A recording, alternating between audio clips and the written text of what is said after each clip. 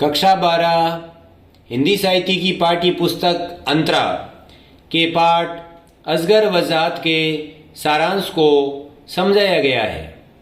यहाँ पर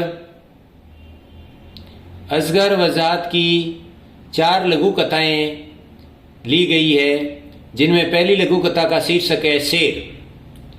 शेर एक प्रतीकात्मक तथा सांकेतिक भाषा के माध्यम से व्यवस्था और शासन के दोहरे आचरण पर व्यंग्य किया गया है।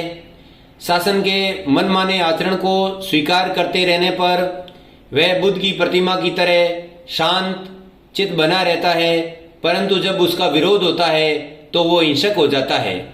पाठ में क्रमशः शेर जंगल में अपना मुंह खोलकर बरगद के पेड़ के नीचे बैठा है और सबसे पहले एक गधा हरी घास का मैदान प्राप्त करने की इच्छा से उसके मुंह में प्रवेश करना चाहता है, जबकि लेखक उसे सावधान करना चाहता है कि इस प्रकार की मानसिक वृत्ति वाला व्यक्ति वर्तमान पर ध्यान न देकर भविष्य के सपने देखकर खराब शासन व्यवस्था का शिकार हो जाता है।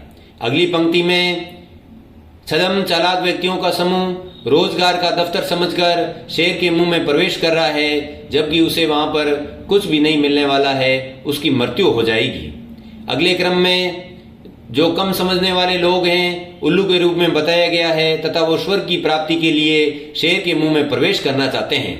और अंतिम समय में अवसरवादी लोगों को कुत्ते के जुलूस के रूप में बताया गया है, जहां वो लाल लाल जीभ दिखा रहे हैं, भौंक रहे हैं, परंतु बाद में दुम मिलाने लगते हैं। अर्थात आज जनसामान्य शासन व्यवस्था में व्याप्त दोहरे आचरण को नहीं समझ पाता है और उसके छलावे में आकर अपने जीवन और अस्तित्व को संकट में डाल देता है। अतः हम ऐसे दिखावी शासन व्यवस्था के प्रति आगाह रहना चाहिए और उनको शांत नहीं मानना चाहिए, क्योंकि जब लेखक के द्वारा उनका विरोध किया जाता है तब वह हिंसक होकर लेखक के प्रति झपटने लगता है।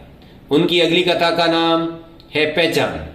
पहचान में राजा अपनी वास्तविक पहचान को छिपाना चाहता है, इसलिए वो चाहता है कि जनता आंखें बंद करके उत्पादन और विकास के कार्य को करे, और यदि वो इसमें गति लाना चाहती है तो कानों में शीशा डाल दे ताकि उनकी गति और भी बढ़ जाएगी। अंत में राजा चाहता है कि जनता अपने वोट भी छीन ले। इस प्रकार चारों ओर विकास और उत्पादन तो होता है, परंतु जब आम जनता और मजदूर अपनी आंखें खोलकर देखता है तो उसे अपने आसपास राजा के अलावा कुछ भी दिखाई नहीं देता है। अर्थात संपूर्ण प्रकृति केवल राजा अथवा उद्योगपति अथवा बड़े व्यक्ति की होती है। इस प्रकार पहचान के माध्यम से कवि ने हमें ऐसे धोखेबाज शासन व्यवस्था के संचालक लोगों के प्रति आगाह किया है, जो केवल अपने विकास के नाम पर हमें अवनति की ओर ले जा रहे हैं।